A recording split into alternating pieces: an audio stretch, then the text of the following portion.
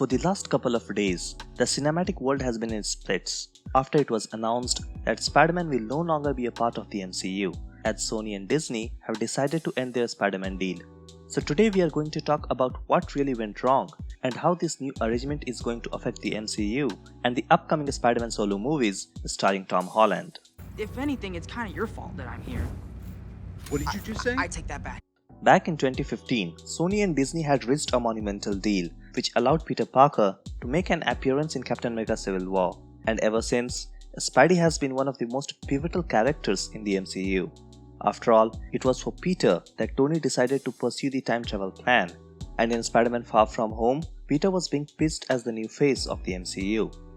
Spider-Man Far From Home is the most successful Spider-Man solo movie ever, with more than $1 billion at international box office collection, and Sony got to keep all of the profits from the movie, with Disney receiving just a mere 5%. So given these facts, one would think that Spider-Man being a part of MCU is a good deal for Sony, as the solo Spider-Man movies are making more money than ever. So why in the whole world will they decide to take Spider-Man out of the MCU, which is without doubt the most successful film franchise in the history of cinema?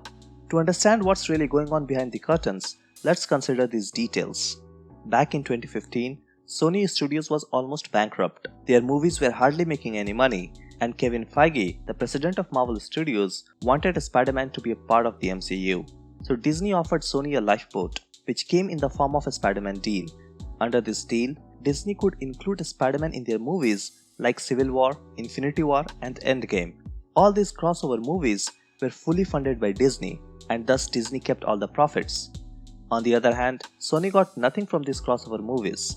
However, Sony got to keep almost all the profits from Spider-Man solo movies like Spider-Man Homecoming and Far From Home, with Disney receiving just 5% of the profits. But Disney had the rights to merchandise the movie version of the Spider-Man, something that they couldn't do before this deal. And to ensure that the solo movies were great as they in fact did, Sony had creative guidance of Kevin Feige while retaining the final say in all creative matters. So this looks like a win-win deal. Sony, who owns the movie rights to Spider-Man, gets to keep most of the profits from the solo movies, and these solo movies are making more money than ever. Disney gets to include Spider-Man in their movies, for which they don't pay Sony a buck. On top of that, Disney can sell Spider-Man movies toys and keep all of the profits. And Sony, under the creative guidance of Marvel Studios, keeps on making great Spider-Man movies like Venom and Spider-Man Into the Spider-Verse. But unfortunately, when they signed this deal, it was only a 5-movie deal. So this deal ended with Spider-Man Far From Home, after which it was time to reconsider the future of Spider-Man in the MCU. Disney and Sony both wanted to continue the deal, but now they have a few differences on how to move forward. Sony on one hand wants the things to continue as it is, that is, Sony keeps all the profits from solo movies and Disney from crossover movies, and Sony can independently continue to make other Spider-Verse movies like Venom 2. But unfortunately, Disney wants a bigger piece of the pie. They want a 50-50 deal on the Spider-Man solo movies. That is, they will invest 50% of the cost involved in making the film, and they would keep 50% of the profits. And Kevin Feige would continue to supervise the development of future Spider-Man movies. But the trend doesn't stop there. Disney wants to expand this deal to include all Spider-Verse movies like Venom 2, and that is something which is not acceptable to Sony at all. We are not going to argue who is in wrong here, as it's a business deal, and we are sure that deal is far from over. Considering the fan rage surrounding this breakdown, both studios want to reach an agreeable deal, but as of now, it seems like it is Disney who wants more money and control over the Spider-Man franchise, and Sony doesn't want to lose control of its most profitable IP. As far as Tom Holland is concerned, he is going to appear in the next Spider-Man solo movie, as he has a deal with Sony.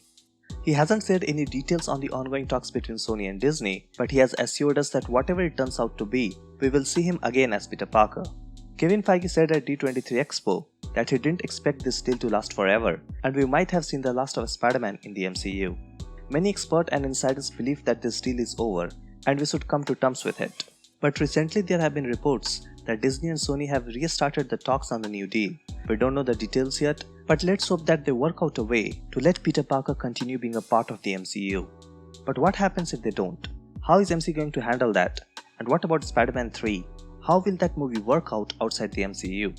Imagine being a film writer and you are tasked with writing the next Spider-Man movie without any MCU reference whatsoever. It is sure going to be an uphill task, and no matter how good the writing is, it is sure going to feel like a lot is missing. No mentions of Tony Stark, no Happy Hogan, and no Endgame references. What made the last two Spider-Man movies such a big hits is the fact that they were a part of something much bigger, the Marvel Cinematic Universe. Well, Sony indeed has its plan for the Spider-Verse, and it can dare to continue on its own in case Disney refuses to budge. But I don't think that is something that Disney would want, as Spider-Man abruptly leaving the MCU is going to have a much bigger impact on the MCU than the Thanos' snap, as no matter how they try to explain his absence, it will feel contrived and will be a grim reminder that these two giant corporates are the villains who are to be blamed in this case. Yes, there is this possibility that Disney may continue making movies as if Spider-Man was never a part of this universe. And it would be a bit weird at first, but after a few movies, we won't be able to tell a difference. And the same goes for Sony. There has been numerous reports that Tom Holland's Spider-Man will cross over with Tom Hardy's Venom in the next movie. On one hand, that's a great news for us fans, but at the same time, it comes at such a great cost. So it's hard deciding whether we should feel great about it or should we be worried that Sony might mess things up as they have done it on previous two occasions. And that is the biggest concern. If Sony moves ahead with its Spider-Verse plans without Disney, the upcoming movies might not be that great. After all, it was Sony Studios that gave us the original Spider-Man 3 and then the two reboot films, The Amazing Spider-Man. But that said, it was Sony who gave us the first two Spider-Man movies, which are to date regarded as the two of the best superhero movies ever made. And then we have the last year's Spider-Man Into the Spider-Verse, which won the Oscar for the best animated movie. So Sony has a proven track record of making great movies, but at the same time, they have also made some of the worst. So they are unreliable at best. Now compare that to Marvel Studios, which not only has unprecedented record at the box office, but has also been a hit among the critics. The MCU movie with the lowest Rotten Tomatoes score is Thor: The Dark World, and even that movie is rated at 67%, which is way above the average. So yeah, Spider-Man being in the hands of Marvel was a good deal for us fans, but sadly there is a possibility that this might not be the case anymore. But all that said, even if this deal fails, we will see a Spider-Man in the MCU. Yes, you heard me right. Disney doesn't need any deal with Sony to keep making Spider-Man content, as we will get to see two Spider-Man episodes in the upcoming What If animated series on Disney+. So how is this possible? Well, the thing is, Sony has only the movie rights to Spider-Man, and the television rights are with Disney. So Disney can make their own Spider-Man series on Disney+, but unfortunately, they can't include that in movies. So the series would be something like Luke Cage or Agents of S.H.I.E.L.D., two great MCU series, yet we have never seen these characters make an appearance in any of the MCU movies. So this upcoming What If series, which will premiere on Disney+, will contain 23 episodes, one for each of the MCU 4 movies, which includes two Spider-Man movies. So we are going to see two What If cases, one set during Spider-Man Homecoming and another set during the events of Far From Home. But even though Disney has all the rights to make a Spider-Man TV series, it remains to be seen if they can reference these solo movies, as technically the rights to that should belong to Sony. However, since these movies were a part of the MCU, maybe Disney can refer to this series of events in their What If series. Of all the MCU series that's coming to Disney+, I was personally most excited about this What If series, and this was before this whole Sony Disney debacle. But now it makes things even more interesting, as this will be the only place where we will see a Spider-Man being a part of the MCU. As of now, we don't have any details on what If case we are going to see in the two Spider-Man episodes. But we do know that the episode on Captain America First Avenger will tell us what would have happened if Peggy Carter herself took the Super Soldier Serum rather than letting Steve Rogers do it. But then again, why stop at What If series? Why not make a standalone Spider-Man series just like Loki and WandaVision? After all, Spider-Man is too big of an IP to be ignored, which might be the reason why Disney may actually go for the Spider-Man TV series, in case they are unable to finalize some sort of movie deal with Sony. Thus going forward, it might be a bit weird, as we'll see two versions of the character, one in Sony's Spider-Man movies and other in Disney's TV series. Another thing that is tricky to guess is whether the Sony's Spider-Man 3 will be a direct sequel to Far From Home, or will it be another reboot or a completely different story. In either case, it is not going to be easy for Sony.